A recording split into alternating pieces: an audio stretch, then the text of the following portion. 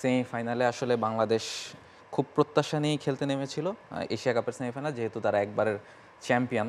তো সেই জায়গাটা থেকে আসলে এশিয়া কাপে বাংলাদেশ বড় কিছু করবে সেটাই সবসময় আশা থাকে, ছেলেদের ক্রিকেটে হোক কিংবা মেয়েদের ক্রিকেটে। তবে বাস্তবতা ভিন্ন ছিল, কারণ ইন্ডিয়ার সাথে আমাদের আসলে মাঠের ক্রিকেটে যে পার্থক্যটা, কাগজে কলমে তো আছেই, মাঠের ক্রিকেটেও যে পার্থক্যটা আছে সেটা একেবারে স্পষ্ট হয়েছে কালকের ম্যাচে। আসলে 10 উইকেটের বিরাট ব্যবধানের হার, মানে ন্যূনতম কোনো প্রতিদ্বন্দ্বিতা ছিল না যেই ম্যাচটাতে মৌসুমী।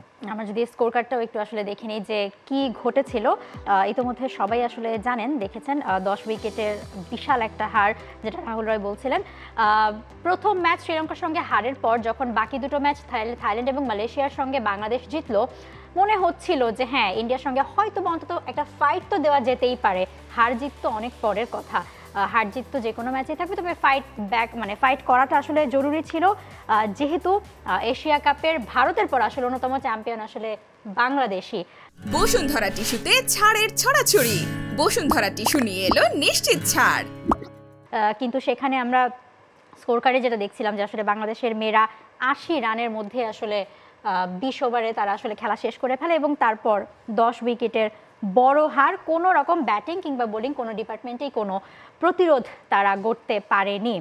সো এই পর্যায়ে যেই কথাটা আসলে আসে, মানে বাংলাদেশ ওই যে চ্যাম্পিয়ন, সেই চ্যাম্পিয়ন দল, সাবেক চ্যাম্পিয়ন দলের এই হাল কেন? আসলে ধরেন, মানে বাংলাদেশের স্ট্যাট কিন্তু আসলে বাংলাদেশের খুব বেশি বিপক্ষে ছিল না। এশিয়া কাপে বাংলাদেশ 2বার আর 4বার খেলেছে ভারতের সাথে, এবং 2বার বাংলাদেশ জিতেছে এবং 2বার ইন্ডিয়া জিতেছে। ফলে এটা ধরে নেওয়া ছিল যে এশিয়া কাপে এই দুই দল মুখোমুখি হওয়া মানেই কিন্তু মানে একটা ভালো লড়াই হবে, প্রতিদ্বন্দ্বিতাপূর্ণ একটা ক্রিকেট ম্যাচ হবে, সেটাই আশা ছিল। আপনি অস্ট্রেলিয়ার কাছে যদি, ইন্ডিয়ার কাছে যদি হেরেও থাকেন, আশা কিন্তু সেরকমই ছিল। তবে আমরা যেটা দেখেছি যে প্রথম 3 উইকেট যখন পড়ে যায়, তারপরে আসলে অধিনায়ক যে নিগার সুলতানা জ্যোতি, তাকে আসলে অনেক বেশি ধীর গতিতে খেলতে হয়েছে। তিনি চেষ্টা করেছেন যেন 20 ওভার খেলা চালিয়ে যেতে পারেন, সেই চেষ্টাটাই তিনি আসলে চালিয়ে গিয়েছেন। তবে তারপরও সেই জায়গাটাতে তাকে আপনি ক্রেডিট দিতে পারেন, তিনি 32 রানের ইনিংস খেলেছেন। তবে তারপরও কি টি-20 ক্রিকেটে 51 বলে 32 রান আপনি জাস্টিফাই করতে পারেন? আমার মনে হয় ওয়ানডে ক্রিকেটেও এখন আর এই স্ট্যাট জাস্টিফাই করা যায় না। এবং আরেকজন সিনিয়র ক্রিকেটার যিনি অনেকদিন পরে জাতীয় দলে ফিরেছেন, রুমানা আহমেদ, 11 বল থেকে 1 রান করেছেন। এই জায়গাটাতে আপনি বলতে পারেন উইকেট পড়ে গিয়েছিল, সেই জায়গায় আসলে হাল ধরার একটা ব্যাপার ছিল। হাল ধরতে হলে তো আপনি আসলে স্ট্রাইক রোটেট করতে হবে, স্কোরবোর্ড শুড মুভ, সেইটা কিন্তু বাংলাদেশের হয় নাই। ফলে ইন্ডিয়ার বোলাররা আরও বেশি চাপ তৈরি করেছে বাংলাদেশের ব্যাটারদের ওপর। শেষ পর্যন্ত দেখা গেছে 80 রানে 8 উইকেট পড়ে গেছে, এবং সেটাতে যদি নিগার সুলতানা জ্যোতিরা যদি একটু আক্রমণাত্মক হতেন, তাহলে হয়তো 60 রানে অল আউট হতো, খুব আহামরি ক্ষতি হতো না। এখনও আপনি 10 উইকেটে হেরেছেন, তখন আপনি 10 উইকেটেই হারতেন আমার মনে হয়।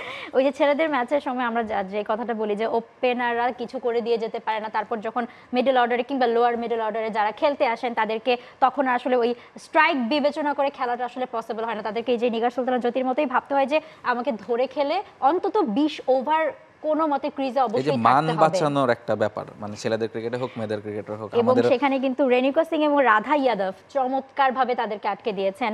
5 ওভারের মধ্যে 21 রানে 3টা উইকেট বাংলাদেশ হারিয়ে ফেলেছিল, এবং সেখানেই বোঝা যাচ্ছিল যে আসলে কোন দিকে যেতে যাচ্ছে এই ম্যাচের গতি।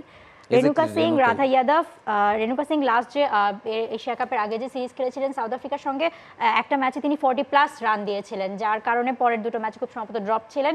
কিন্তু তারপরে সেই যে একটা সেমিফাইনাল, যেখানে ফাইনালে ওঠার গুরুত্বপূর্ণ একটা ম্যাচ, প্রতিপক্ষ যেই হোক না কেন, সো সেখানে রেণুকা সিং কিন্তু দেখিয়ে দিয়েছেন। এবং তারপর শেফালি ভার্মা আর স্মৃতি মান্ধানা তো বলার কিছু নাই। আসলে আগের ম্যাচগুলোতে আমরা দেখেছি ইন্ডিয়া চমৎকার খেলেছেন, 200+ রান তারা অন্যান্য ম্যাচেও করেছেন, এবং এই ম্যাচটা যদিও লো রানের ছিল, লো স্কোরিং ম্যাচ ছিল, কিন্তু তারপর স্মৃতি মান্ধানা কিন্তু 39 বলে 55 রান তিনি তার মতো স্বভাবসুলভ ব্যাটিং করেছেন। এক্স্যাক্টলি, মানে খুব বেশি যে ডিফিকাল্ট ছিল না ব্যাটিং করাটা, সেটা কিন্তু তাদের ব্যাটিং দেখলেই বোঝা যায়। স্মৃতি মান্ধানা খুব বেশি রিস্ক কিন্তু নেননি, তিনি জাস্ট ম্যাচটা শেষ করে আসতে চেয়েছেন, এবং তারপরও প্রায় 150 স্ট্রাইক রেটে ব্যাটিং করেছেন। শেফালি বার্মাকে দেখেন, তিনি অ্যাঙ্কর রোল প্লে করছিলেন, তারপরও প্রায় 100 স্ট্রাইক রেটে ব্যাটিং করেছেন। ফলে এটাই আসলে পার্থক্যটা বলে দেয় যে আসলে মাঠের ক্রিকেটের পার্থক্যটা ঠিক কতখানি। এখন এই পার্থক্য কবে কমে আসবে, কবে নাগাদ কমে আসবে, এটা আসলে সবচেয়ে বড় চিন্তার বিষয়। আমরা যদি গত বছরের পারফরমেন্স কথা আগের এই ম্যাচের আগের ক্রিকেট শোতে আমরা বলছিলাম যে গত বছর বাংলাদেশ খুব ভালো সময় কাটাচ্ছিল শেষ দিকটাতে, সাউথ আফ্রিকার সঙ্গে জয়, ইন্ডিয়ার সঙ্গে জয়, পাকিস্তানের সঙ্গে জয়, ঘরের মাঠে বিদেশের মাটিতে, মানে খুব মানে ভালোভাবে একটা মানে বছর শেষ করেছিল। কিন্তু তারপর 2024 এসে একেবারে ভিন্ন রূপ।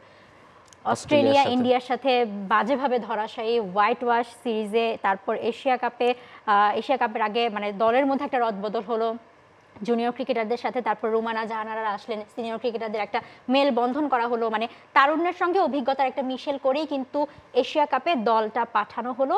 কিন্তু থাইল্যান্ড এবং এই বছর বাংলাদেশ যে কটা টি20 ম্যাচ খেলেছে 11 কি 12টা, সেখানে মাত্র 2টো জিতেছে এবং সেই দুটোই এই যে গত 2 ম্যাচটা মানে থাইল্যান্ড এবং মালয়েশিয়ার সঙ্গে যে 2টো ম্যাচ বাংলাদেশ জিতেছে সেই 2টো ম্যাচই তাদের আসলে একমাত্র জয় এখনো পর্যন্ত এই বছরে।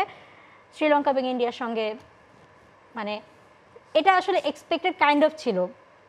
এক্স্যাক্টলি, মানে এই জায়গাটা থেকে আসলে এই বছর আপনি যেটা বলছিলেন যে বাংলাদেশের সময়টা খুব একটা ভালো যাচ্ছিল না, অস্ট্রেলিয়া ইন্ডিয়ার সাথে হেরেছে এবং সেই জায়গাটা থেকে এশিয়া কাপেও ইন্ডিয়ার সাথে খুবই বাজেভাবে হার। এবং আমরা আশা করতে পারি যে সামনে বাংলাদেশের নিজেদের ঘরের মাটিতে ওয়ার্ল্ড কাপ আছে, সেইটাতে বাংলাদেশ যদি আবার গত বছর যেরকম সময় কাটিয়েছে ঘরের মাঠে যেভাবে ক্রিকেট খেলেছে সেই ধারাটা যদি আবার ফিরে আনতে পারে, এই আশাটুকুই আপাতত করা যেতে পারে। For more updates, subscribe to our YouTube channel and click on the bell icon. Follow us on Facebook and Instagram. Download T-Sports app to enjoy exciting games and highlights. Visit tsports.com.